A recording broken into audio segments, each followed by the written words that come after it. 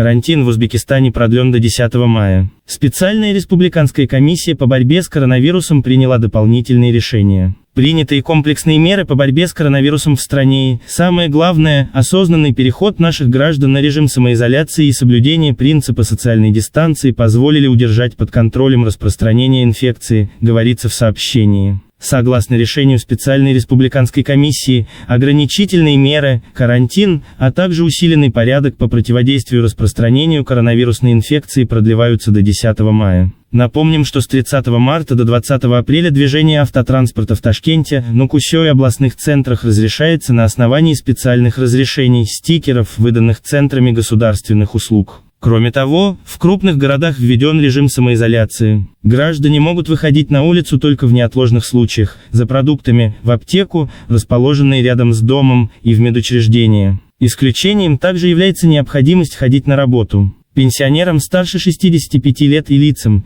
имеющим хронические заболевания, выходить из дома без крайней необходимости категорически запрещено. С 30 марта все аэропорты страны полностью прекратили свою деятельность.